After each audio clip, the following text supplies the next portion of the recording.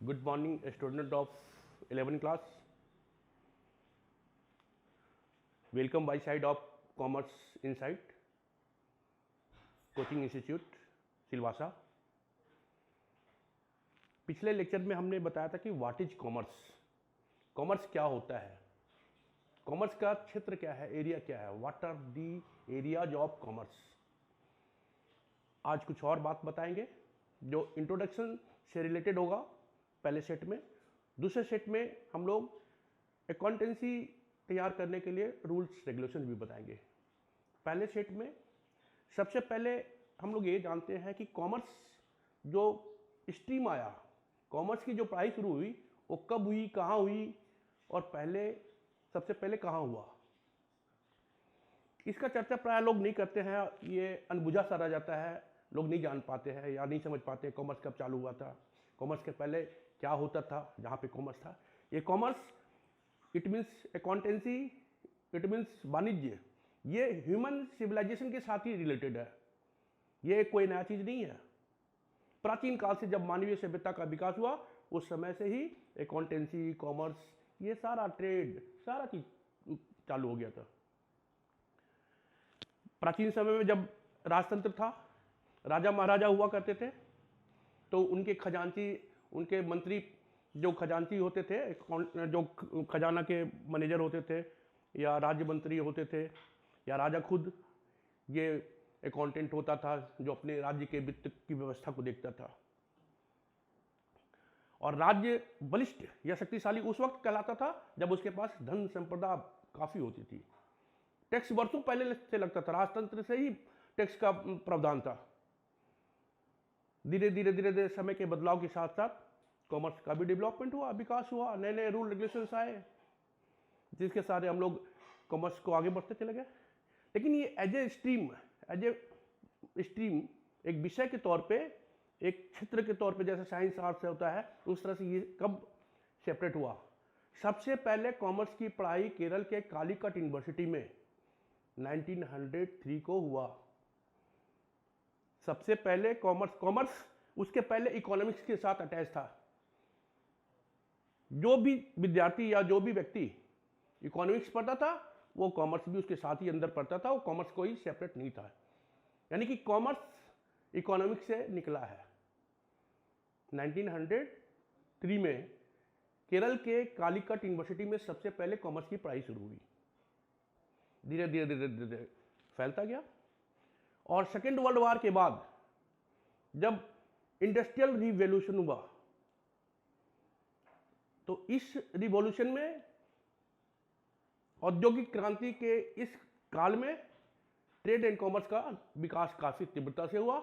और आज मेरे को ऐसा लगता है कि यह साइंस से भी आगे बढ़ गया है। हमारे कोचिंग के एड में लिखा हुआ है, सब्जेक्ट वी फील डेली। एक डायलॉग्स हम लिखे हैं, सब्जेक्ट वी फील डेली।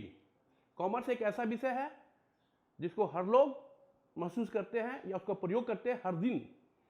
चाहे आप डॉक्टर हो, आपका प्रोफेशन डॉक्टर का हो, इंजीनियर हो, साइंटिस्ट हो, प्रोफेसर हो, इंडस्ट्रियलिस्ट हो, प्रोड्यूसर हो, इन्वेस्टर हो, या किसी भी क्षेत्र में आप काम करते हैं, आपको सुबह से लेकर शाम तक कॉमर्स के इर्द गिर्द होकर के ही अपने काम में जाना पड़ता है। आप जो भी ड्रेस पहनते हैं उसका कॉस्टिंग होता है, कीमत लगता है। आप शूज पहनते हैं उसका कीमत लगता है। आप कार से या मोटरसाइकिल से आप अपने ऑफिस को जाते हैं, पेट्रोल लगता है, कार खरीदने में कॉस्ट लगा है, कार को बनाने में कॉस्ट लगा है, कीमत लगा है। बहुत सारे लोग उसमें इन्वॉल्व हुए हैं। These all are related with commerce. आप किसी भी सामान को 10,000 रुपये में खरीदते हैं, क्यों 10,000 में खरीदते हैं?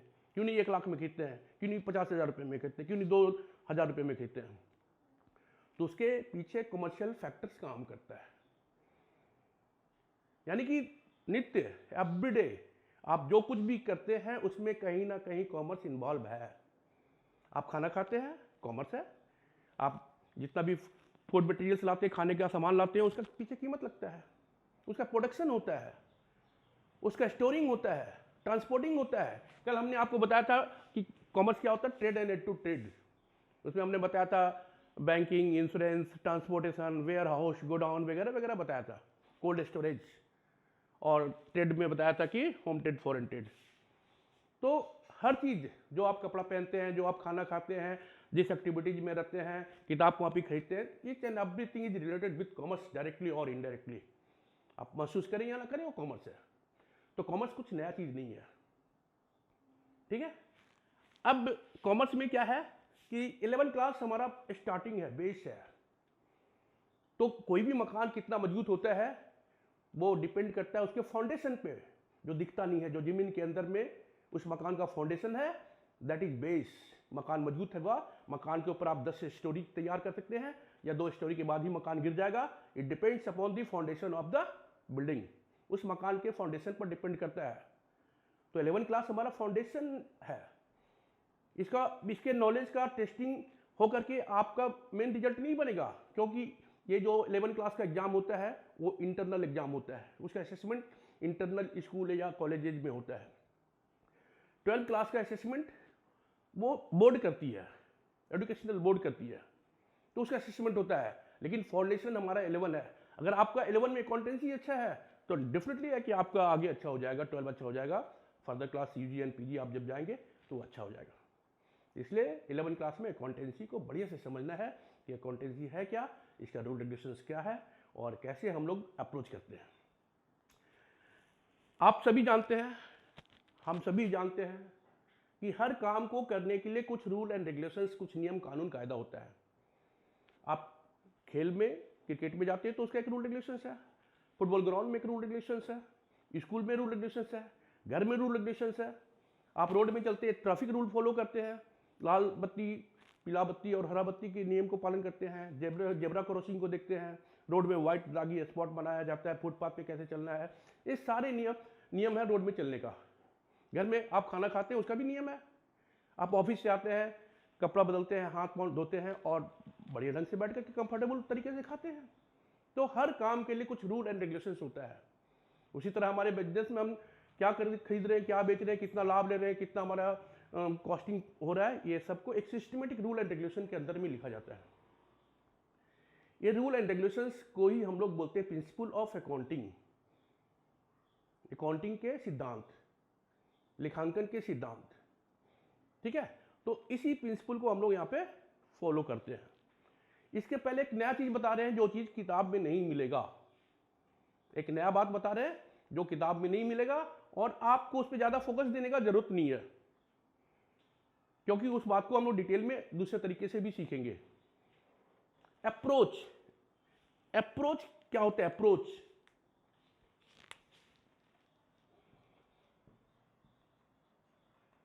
अप्रोचेज, अप्रोच का मतलब होता है पहुंचना, तक जाना। लोग बोलते ना, यार तुम्हारा कोई किसी मिनिस्टर से कोई अप्रोच है क्या, मेरा काम करवा दो, मतलब वहां तक कोई पहुंच है, वहां तक जाने का कोई रास्ता है, हम वहां तक कैसे पहुंचे अपने काम करवाने के लिए। तो अप्रोच मतलब to achieve the target, target तक जाना, वहां पहुंचने का रास्ता ढूंढना। तो अप्रोच में क्या है कि हम लोग टोटल अकाउंटिंग प्रिंसिपल को 3 अप्रोच में डालते हैं, जो ऑलरेडी रनिंग में है, और चौथा और पांचवा अप्रोच अभी रिसर्च में है, जो कि इंप्लीमेंट नहीं हुआ है, उसके अगेंस्ट में रिसर्च चल रहा है। हो सकता है वो इन फ्यूचर सक्सेसफुल हो या नहीं हो, वो आए भी नहीं भी आए, लेकिन उसकी जानकारी भी देते हैं आपको। First, journal approach.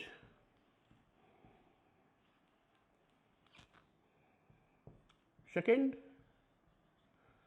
Ledger approach.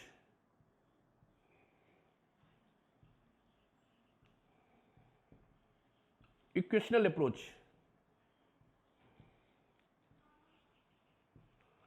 Why and how approach.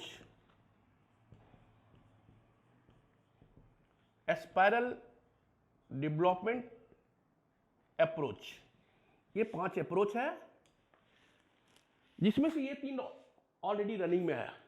ये जनरल अप्रोच हमारा, जो हम अकाउंटिंग को अगर जनरल से शुरू करते हैं और फिर दूसरे बुक्स ऑफ अकाउंट को मेंटेन करते हैं, तो this method is known as general approach.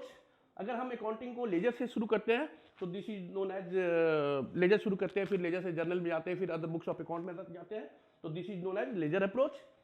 Equational approach, इसका दूसरा नाम है balance sheet approach. Balance sheet approach, इसको हम लोग बैलेंस शीट अप्रोच भी बोल सकते हैं। ये हमारा एक चैप्टर बन के आ जाता है अकाउंटिंग इक्वेशन। ये जब हम लोग अकाउंटिंग के अंदर में जाएंगे और मैथमेटिकल अप्रोच पर काम करेंगे, जब सवाल उवाल बनाना शुरू करेंगे, तो एक चैप्टर आ जाएगा अकाउंटिंग इक्वेशन। वो इक्वेशनल अप्रोच यानी बैलेंस शीट अप्रोच कहलाता है। ठीक है, दो अप्रोच जो है व्हाई एंड हाउ और स्पाइरल डेवलपमेंट अप्रोच अभी अंडर रिसर्च है। अभी ये अंडर रिसर्च है, ये अभी इंप्लीमेंट नहीं हुआ है, और इंप्लीमेंट हो भी सकता है, सक्सेस भी कर सकता है, नहीं भी कर सकता है। ये आगे के रिसर्च पर डिपेंड करता है। ये जस्ट नॉलेज के लिए है, ये आपको कहीं भी नहीं मिलेगा, किसी भी बुक में आप इस तरह से अप्रोच को आप नहीं पकड़ पाएंगे या मिलेगा नहीं। लेकिन जस्ट नॉलेज के लिए आपको हमने बताया कि इस तरह से हमारा अकाउंटिंग अप्रोचेज है। जर्नल अप्रोच, लेजर अप्रोच, ये जर्नल अप्रोच आपको मिलेगा, लेजर अप्रोच मिलेगा, इक्वेशनल अप्रोच आप पे काम करेंगे, वाई एंड हाउ और स्पाइरल डेवलपमेंट अप्रोच, ये दो अप्रोच अंडर रिसर्च चल रहा है। अब हम लोग क्या है कि आपके बुक में जो सिलेबस है, जो टारगेट है, उसमें अकाउंटिंग इक्वेशन पहले है, that is equational approach. Accounting equation chapter पहले है, बाद में जर्नल है। लेकिन इसके अकाउंटिंग इक्वेशन शुरू करने के पहले हम लोग जर्नल कर लेंगे, जर्नल के रूल रेगुलेशन को सीख लेंगे, देन जाकर के फिर हम लोग अकाउंटिंग इक्वेशन में आएंगे। तो उससे अकाउंटिंग इक्वेशन हमारा आसान हो जाएगा, क्योंकि that is also related with generalities, rule of generalities. अभी आपने क्या सीखा? Approaches, general approach, ledger approach, equational approach, why and how approach and spiral development approach. तो जनरल अप्रोच के लिए कुछ रूल्स फॉलो करते हैं, तो इसको हम लोग बोलते हैं सिस्टम ऑफ बुक कीपिंग, खाता बही रखने का तरीका, system of book keeping.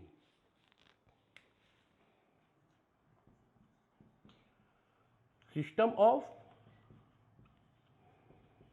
Book keeping,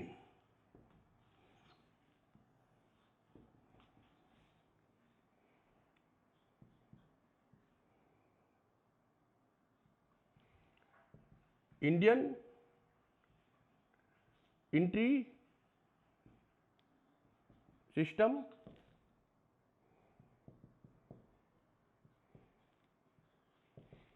British entry system. इसके अंदर होता है single entry system,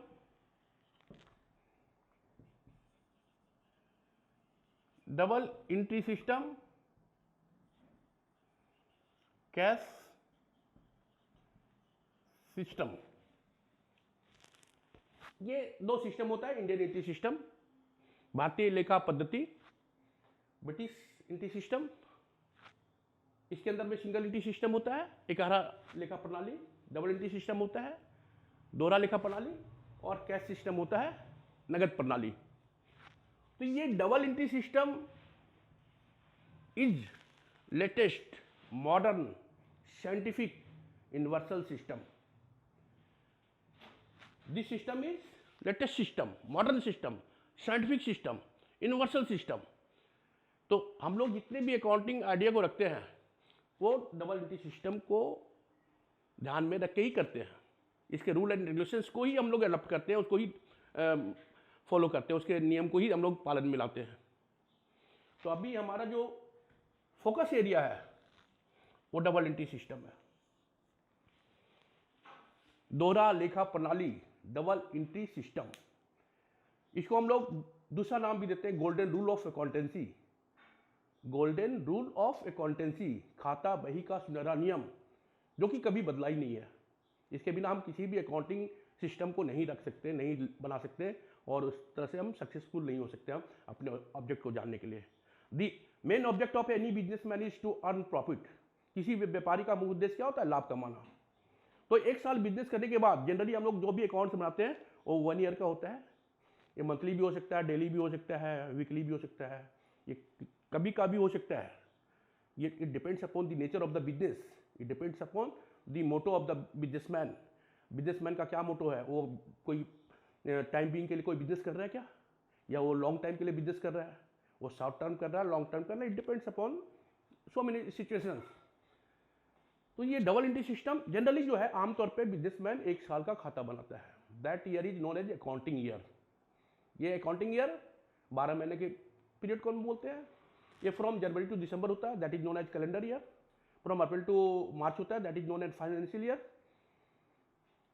Marwari businessman from Deepawali to Deepawali खाता चेंज करता है। बंगाली बिजनेसमैन दुर्गा पूजा से दुर्गा पूजा हिसाब किताब रखता है। जो हिंदी तिथि को हिंदू पंचांग या हिंदू तिथि के हिसाब से चलते हैं, वो चैत महीना से चालू करता है और फागुन में खत्म करता है। चैत से फागुन चलता होता है अकाउंटिंग ईयर। तो अकाउंटिंग ईयर कुछ भी हो सकता है, लेकिन वो 12 महीना का पीरियड होता है। जनरली गवर्नमेंट जितना भी बुक्स ऑफ अकाउंट्स मेंटेन करती है वो from 1 April to 31 March, that is known as financial year, उसको हम लोग बोलते हैं वित्तीय वर्ष। तो जनरली हमारे बुक्स में या जनरली हम लोग जो अकाउंट्स मेंटेन करते हैं उसमें 2 ईयर को ध्यान रखना है। Number 1 is calendar year, that is from 1 January to 31 December of the same year, और second one is 1 April to 31 March of next year. 1 अप्रैल से 31 मार्च तक चलते हैं। तो ये अकाउंटिंग पीरियड हो गया। तो अभी हमारा जो फोकस एरिया है वो है डबल एंट्री सिस्टम, दोहरा लेखा प्रणाली। डबल एंट्री सिस्टम का सबसे पहले जो इन्वेंशन किया है वो लुकस पेसिलियो है। ये इटली का एक इकोनॉमिस्ट था। ये 1494 में, that is the time of 15th century. 15th century में 1494 में वो लुकस पेसिलियो जो कि इटली का एक इकोनॉमिक्स था, इस सिद्धांत को इन्वेंट किया। इसीलिए हम लोग बोलते हैं कि father of double entry system who is Lucas Pacioli. एक नंबर के लिए सवाल आ सकता है कि who is the father of double entry system. तो ये बात को ध्यान में आपको रखना है। अब हम लोग बात करेंगे कि what is double entry system. Double entry system क्या है, इसके अंदर में क्या क्या अकाउंट्स होता है, उसका रूल रेगुलेशंस क्या है, उसके अंदर में क्या आता है। ठीक है, तो what is double entry system. Double entry system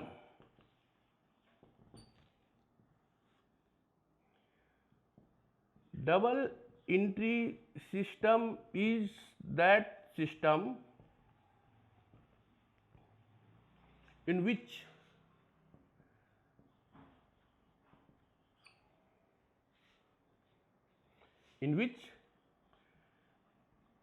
every transaction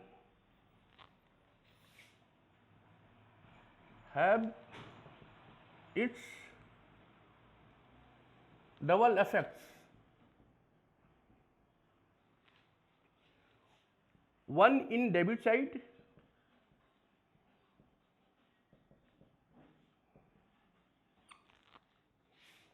and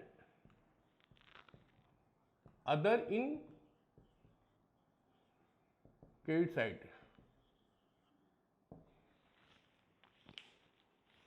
In other words,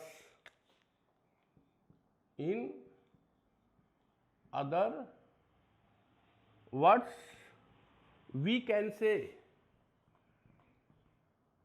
that something is coming and something is going. Something is coming and something is going. Double entry system is that system, दोहरा लेखा प्रणाली वह प्रणाली है, इन विच जिसमें कि every transaction का मतलब परचेस सेल, लेन देन, आदान प्रदान, आना जाना। Every transaction have it's double effects, प्रत्येक लेन देन का 2 प्रभाव पड़ता है, one in debit side and other in credit side. Debit DEBIT, shortcut में हम लोग इसको DR लिखते हैं, हमेशा सुनते हैं क्योंकि DR CR, ये क्रेडिट है, डेटर और क्रेडिटर से बना है, ये CR।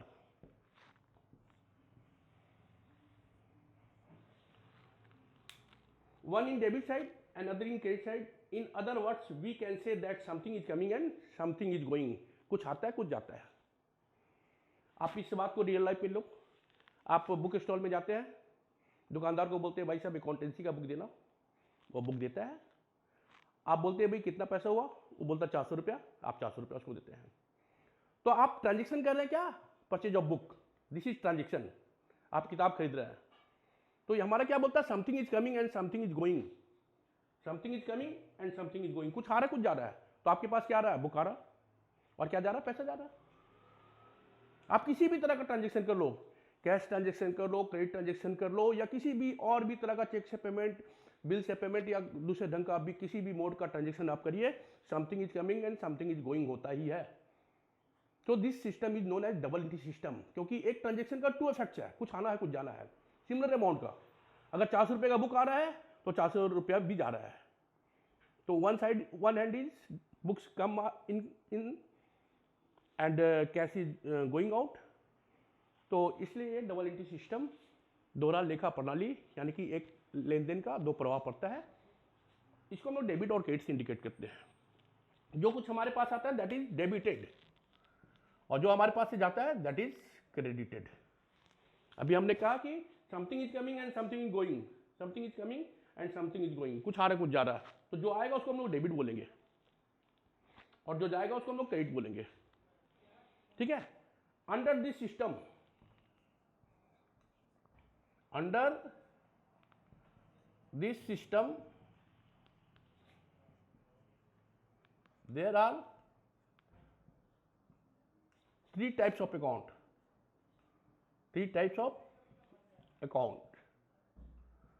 That is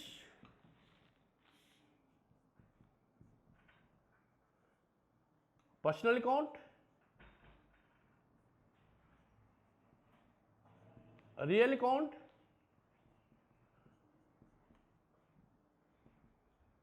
nominal account. Personal account व्यक्तिगत खाता, रियल अकाउंट वास्तविक खाता, और नॉमिनल अकाउंट अवास्तविक या नाम मात्र का खाता. इसको दूसरे ढंग से भी हम लोग इसको एक्सप्लेन कर सकते हैं. अकाउंट्स दो तरह का होता है. ए अकाउंट्स हम लोग शॉर्टकट में ऐसे भी ले सकते हैं. ये अकाउंट हो गया, अकाउंट्स ऐसे हो गया. एक होता है पर्सनल अकाउंट, दूसरा होता है इम्पर्सनल अकाउंट. इम्पर्सनल अकाउंट लोग रियल और नॉमिनल में दो भी बांट देते हैं. Real account, nominal account. Account दो हो गया, एक पर्सनल अकाउंट, एक इम्पर्सनल अकाउंट. इम्पर्सनल में दो हो गया, रियल और नॉमिनल. यहां पे हम लोग इसको इस तरह से दिखलाए हैं, पर्सनल, रियल, नॉमिनल, दोनों एक ही चीज है. पर्सनल, रियल और नॉमिनल. ठीक है. अभी नेक्स्ट क्लास में हम लोग ये पर्सनल, रियल, नॉमिनल के रूल रेगुलेशंस को लिखेंगे और एक एक एग्जांपल भी देंगे. Thank you.